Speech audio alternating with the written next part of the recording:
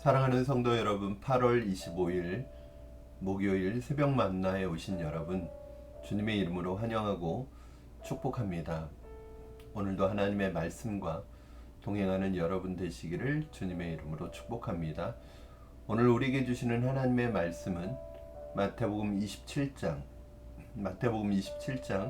11절에서 26절까지 말씀 보겠습니다. 마태복음 27장 11절에서 26절. 예수께서 총독 앞에 섰음에 총독이 물어 이르되 네가 유대인의 왕이냐? 예수께서 대답하시되 내 말이 옳도다 하시고 대제사장들과 장로들에게 고발을 당하되 아무 대답도 아니하시는지라. 이에 빌라도가 이르되 그들이 너를 쳐서 얼마나 많은 것으로 증언하는지 듣지 못하느냐 하되 한마디도 대답하지 아니하시니 총독이 크게 놀라워하더라. 명절이 되면 총독이 무리의 청원대로 죄수한 사람을 놓아주는 전례가 있더니 그때에 바라바라 하는 유명한 죄수가 있는데 그들이 모였을 때에 빌라도가 물어 이르되 너희는 내가 누구를 너희에게 놓아주기를 원하느냐? 바라바냐 그리스도라 하는 예수냐 하니 이는 그가 그들의 시기로 예수를 넘겨준 줄 알미더라. 총독이 재판석에 앉았을 때에 그의 아내가 사람을 보내어 이르되 저 옳은 사람에게 아무 상관도 하지 마옵소서. 오늘 꿈에 내가 그 사람으로 인하여 애를 많이 태웠나이다 하더라. 대제사장들과 장로들이 무리를 권하여 바라바를 달라 하게 하고 예수를 죽이자 하게 하였더니 총독이 대답하여 이르되 둘 중에 누구를 너희에게 놓아주기를 원하느냐? 이르되 바라바로소이다. 빌라도가 이르되 그러면 그리스도라 하는 예수를 내가 어떻게 하랴? 그들이 다 이르되 십자가에 못 박혀야 하겠나이다. 빌라도가 이르되 어찌미냐? 무슨 악한 일을 하였느냐? 그들이 더욱 소리질러 이르되 십자가에 못 박혀야 하겠나이다 하는지라. 빌라도가 아무 성과도 없이 도리어 밀란이 나려는 것을 보고 물을 가져다가 무리 앞에서 손을 씻으며 이르되 이 사람의 피에 대하여 나는 무죄하니 너희가 당하라. 백성이 다 대답하여 이르되 그 피를 우리와 우리 자손에게 돌릴지어다 하거늘. 이에 바라바는 그들에게 놓아주고 예수는 채찍질하고 십자가에 못 박히게 넘겨주니라. 아멘.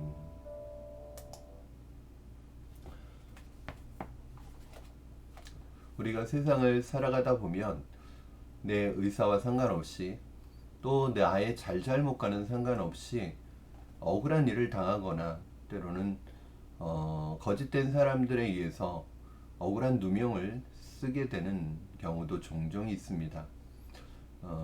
그때 그 사람이 진실의 사람이냐 거짓의 사람이냐에 따라서 그 결과와 그 되어지는 일들이 상당히 다르다는 것을 우리는 알 수 있습니다. 저도 한때 어떤 사람들에 의해서 어떤 사람들이 저를 비방하고 험담할 때 대해서 험담하는데 없는 일들을 만들어내고 하지 않은 말들을 만들어내서 그것을 마치 진실인 것처럼 그들의 입으로 죄를 짓고 비방하고 험담하여 차라리 제가 한 이야기나 했던 행동이 비방을 받는다면 그거는 이해를 하겠지만 이런 일들도 없는데 그것을 만들어내서 비방하고 험담을 받을 때 굉장히 억울하고 힘든 고통스러운 경험을 한 적이 있습니다. 근데 그때 기도하는 가운데 하나님께서 저에게 주셨던 마음들은 똑같이 맞서지 말자, 일일이 변명하지 말자, 그런 마음을 주셨습니다. 왜냐하면 진실이라는 것은 변명한다고 사실로 밝혀지는 것도 아니고 변명하는 그 자체가 오히려 진실의 힘을 약화시키는 것 같았기 때문에 오히려 하나님이 나의 진실을 아시고 나의 말과 행동을 아시고 나의 결백을 아시니 하나님이 때가 되면 나를 아시는 하나님께서 이 진실이 드러나게 하실 것이라는 그런 마음의 확신이 있었습니다. 그래서 똑같이 맞서지 않았던 것이죠. 돌이켜보면 그 변명을 한다는 것 자체가 진실이 아닌 것을 드러내게 하는 것 같은 느낌이 들었습니다. 해명하려면 변명이 되고 또 그 사람의 거짓을 폭로하자니 그 상대방은 나의 진실은 밝혀지겠지만 상대방은 세상 나쁜 사람이 될 수밖에 없으니 그것을 제가 제 마음에는 하나님이 기뻐하시지 않는다는 생각이 들었습니다. 그래서 때를 기다리고 진실이 드러나기를 기다리고 인내할 수밖에 없었죠. 그때 그렇게 참고 인내하며 당당할 수 있었던 것은 무엇이냐면 물론 신앙적인 힘이었습니다. 그러나 그때 저를 가장 당당하고 위축되지 않도록 끝까지 인내할 수 있도록 했었던 가장 중요한 힘은 무엇이었냐면 바로 진실의 힘이었습니다. 그러니까 여러분 진실은 힘을 가지고 있거든요. 옳지 않은 일을 하지 않았고 내가 양심에 꺼리키는 일을 하지 않았고 떳떳했습니다. 그래서 나의 결박과 진실을 하나님께서 다 아시리라고 생각을 하면서 참았습니다. 만약에 제가 그런 비판과 험담을 받고 있을 때 제 안에 도덕적으로 윤리적으로 또는 신앙적으로 거리낌이 있고 걸리는 문제가 있었다면 오히려 제 스스로 무너지고 제 스스로 먼저 포기했을 것입니다. 오늘 본문에서 대제사장과 장로들에 의해서 그 빌라도 앞에 서시게 된 예수님께서 빌라도의 신문을 받고 있는 장면이 나타나고 있습니다. 여러분 대제사장과 장로들이 예수님에게 내린 그 죄목은 뭐였냐면 신성모독죄였습니다. 그 신성모독을 가지고 사형에 해당한다고 그렇게 판결을 내렸죠. 그리고 빌라도에게 넘겼습니다. 사실은 밤새도록 그 전날 있었던 판결에 대해서는 그 다음날 그 공의회를 통해서 다시 한번 심사를 하게 돼 있는데 그런 모든 절차가 무시되고 바로 빌라도에게 예수님을 결박하여 넘기게 되죠. 그런데 한 가지 이상한 것은 빌라도에게 예수님을 넘길 때 예수님의 죄목을 신성모독이라고 하지 않고 다른 죄목을 붙였습니다. 그게 뭐냐면 유대인의 왕이라고 했다는 거예요. 예수님께서 이렇게 해야지. 신성모독으로는 로마의 법으로는 사용을 시킬 수가 없습니다. 그건 종교적인 문제이니까요. 그런데 유대인의 왕이라고 하는 것은 정치적인 문제가 될 수 있거든요. 왜냐하면 유대인의 왕이라고 하면서 사람들을 반란을 일으키는 어떤 지도자의 역할을 할 수 있기 때문에 그렇게 이름을 붙이면 바로 정치범으로 몰아서 십자가형에 처할 수 있었기 때문입니다. 그래서 빌라도는 예수님에게 오늘 이렇게 질문을 하죠. 네가 유대인의 왕이냐라고 물었을 때 예수님께서 네 말이 옳도다라고 대답하십니다. 그러나 다 대제사장들과 장로들이 계속해서 고발하고 고소하는 것에 대해서는 한마디도 대답하지 아니하시고 침묵하십니다. 자신을 변호하지 않으십니다. 이 모습을 지켜보던 빌라도가 놀라워하죠. 자, 우리 14절 말씀 보면 13절 14절 보면 이에 빌라도가 이르되 그들이 너를 쳐서 얼마나 많은 것으로 증언하는지 듣지 못하느냐 하되 한마디도 대답하지 아니하시니 총독이 크게 놀라워하더라. 빌라도가 굉장히 놀랐습니다. 신문 과정 속에서 빌라도는 예수님에게 죄가 없다는 사실을 알게 됐을 것입니다. 질문을 통해서 알게 됐을 것입니다. 왜냐하면 유대인의 왕으로서 유대인들을 선동해서 반란을 일으킨다면 그런 어떤 사실들이 있고 증거들이 있어야 될 텐데 그 어떤 증거도 사실도 알아낼 수 없었어요.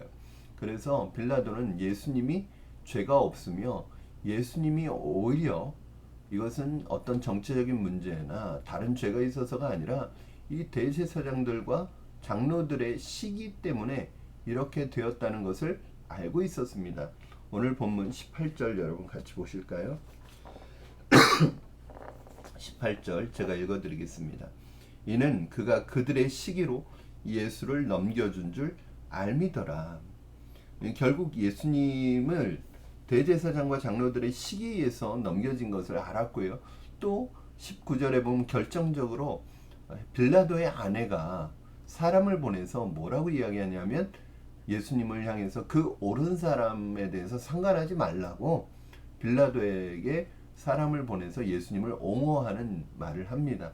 그러니까 빌라도는 어떻게든 예수를 놓아주고 싶은 것이, 죄가 없으니까 놓아주고 싶은 것이 빌라도의 마음이었겠죠.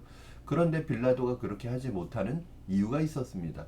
바로 유대 백성들에게서 반란이 일어날까봐, 폭동을 일으킬까봐 두려워해서 예수님을 놓아주지 못하고 백성들이 원하는 바라바를 놓아주고 예수님을 십자가에 못 박히도록 넘겨주게 됩니다. 이것이 빌라도의 모습이고, 이렇게 하는 빌라도의 모습 안에는 두려움으로 가득 찬 거죠. 사실은 빌라도는 죄수를 놓아줄 권한이 있어요. 그러면 죄가 없다는 것을 알았으면 놓아주면 됩니다. 그런데 굳이 이것을 백성들에게 왜 물어요? 바라바를 놓아주기를 원하느냐, 그리스도를 놓아주기를 원하느냐. 자기가 놓아주면 되는데 이렇게 하는 이유는 백성들이 일단은 예수님을 그리스도로 생각하고 있다고 생각해서 자기가 이렇게 얘기했을 때 백성들이 그리스도를 놓아달라, 예수님을 놓아달라라고 말할 줄 알았고, 혹시라도 백성들의 마음을, 그 여론을 안 좋게 만들까봐 두려웠던 거예요. 만약에 백성들의 여론이 안 좋아서 밀란이나 폭동이 일어나게 되면 자신의 정치적인 커리어에 흠이 생기고 문제가 생기니까 그런 오점을 남기기 싫었던 거죠. 그런 자기 이기적인 욕심에 의해서 빌라도는 두려워했습니다. 그것을 지키기 위해서 두려워했죠. 24절, 그래서 이것이 빌라도가 보인 반응입니다. 빌라도가 아무 성과도 없이 도리어 밀란이 나려는 것을 보고 물을 가져다가 무리 앞에서 손을 씻으며 이르되 이 사람의 피에 대하여 나는 무죄하니 너희가 당하라. 그는 유대를 통치하는 로마의 총독이었습니다. 어떻게 보면 유대인의 왕이 있었지만, 헤롯이라는 왕이 있었지만 로마의 속국이었었고, 로마가 파견한 이 총독이 실질적인 유대 땅을 다스리는 최고 통치자라고 할 수 있는 것이죠. 그런데 자신의 자리를 보존하려는 그 욕심 때문에, 그 야망 때문에 진실을 외면했고, 그러자 두려움에 사로잡히게 되었습니다. 그러나 오늘 예수님의 모습을 여러분 보십시오. 예수님이 얼마나 당당하십니까? 그냥 당당한 그 자체이시죠. 첫째는 대제사장들의 고소와 고발에 대해서 전혀 대응하거나 맞서지 않고 자신을 변명하지 않습니다. 빌라도에게 자신을 옳게 보이려고 변호하지 않습니다. 빌라도에게 잘 보이려고 하지 않습니다. 저는 빌라도와 예수님의 모습을 보면서 누가 재판을 하는 사람이고 누가 죄수의 자리에 있는지 알 수가 없더라고요. 오히려 재판장으로 서 있는 빌라도는 두려움에 사로잡혀 있고 예수님을 보고 놀라고 있고, 오히려 예수님은 죄수의 자리에 있었지만 당당하고 떳떳하고 자신감이 있는 거예요. 예수님은 이 상황에서 어떻게 이렇게 담대하고 당당할 수 있었을까요? 그것은 바로 예수님이 자신의 죄로 붙잡혀 온 것이 아니기 때문입니다. 다른 말로 하면 예수님은 죄가 없으셨기 때문입니다. 예수님이 죄가 없으시고 깨끗하셨기 때문입니다. 진실하셨기 때문입니다. 여러분, 이것이 바로 당당함의 힘이죠. 보통 죄를 지은 죄수는 어떤 반응을 보입니까? 두려워합니다. 그 죄 때문에 두려움이 있습니다. 양심의 가책이 있습니다. 그리고 그것으로 인해 받게 될 형벌에 대해서 어떻게 해서든 형량을 줄이기 위해서 변호하고 변명하고 자기의 죄를 더 적게, 그 형벌을 적게 받기 위해서 노력을 하죠. 그러나 예수님은 진실의 사람이었고, 예수님은 죄 때문에 붙잡혀 온 것이 아니기 때문에 죄로 인한 두려움이 없었습니다. 예수님은 하나님의 뜻을 따르고 있었기 때문에 당당하고 자신 있었습니다. 사랑하는 여러분, 우리가 어떤 상황에 있을지라도 우리가 진실 가운데 있고 하나님이 내 편이고 하나님이 나와 함께 계신다면, 내가 하나님의 뜻에 따라 걸어가고 있는 것이라면 두렵지 않습니다. 당당합니다. 자신 있습니다. 그러나 내가 아무리 높은 위치에 있어도 내게 진실이 없고 내가 거짓을 범하고 죄를 범하고 있으면 어떤 위치에 있어도 어떤 높은 자리에 있어도 그 사람은 두려움에 사로잡히게 되어 있습니다. 사랑하는 성도 여러분, 진실과 진리는 능력이 있습니다. 위기의 순간 평상시 나의 진실함과 내가 붙들었던 진리가 나의 힘이 될 것입니다. 나의 사명의 힘을 더하여 줄 것입니다. 그러므로 오늘 우리 그리스도인은 예수님의 모습을 따라서 거짓과 속임을 버리고 진실과 진리의 자리에 서는 사람들이 되어야 합니다. 그것이 우리의 인생을 담대하고 힘있게 만들어주는 힘이고, 바로 우리에게 맡겨진 사명을 이루어가는 힘이라는 사실을 여러분 기억하시기 바랍니다. 사랑하는 여러분, 두려움으로 사는 거짓의 사람이 아니라 담대함과 능력으로 살아가는 진실의 사람이 되시기를 주님의 이름으로 축원합니다. 기도하겠습니다. 살아계신 하나님 아버지, 감사합니다. 오늘 심판을 받으시고 재판 받으시는 예수님의 모습 속에서 오히려 우리는 왕으로서의 위엄과 당당함과 담대함을 보게 됩니다. 하나님, 이것이 진실의 힘이고 진리의 힘이고 사명의 힘인 줄 믿습니다. 우리가 어떤 길을 걸어가더라도 진리에 따라서, 말씀에 따라, 사명에 따라 진실함으로 걸어가게 하여 주시옵소서. 나에게 주어진 것이 아무리 높고 좋고 화려한 것일지라도 거짓과 속임의 길이라면 그 길을 포기할 수 있는 마음 허락하여 주시옵소서. 감사하며 예수님의 이름으로 기도하옵나이다. 아멘.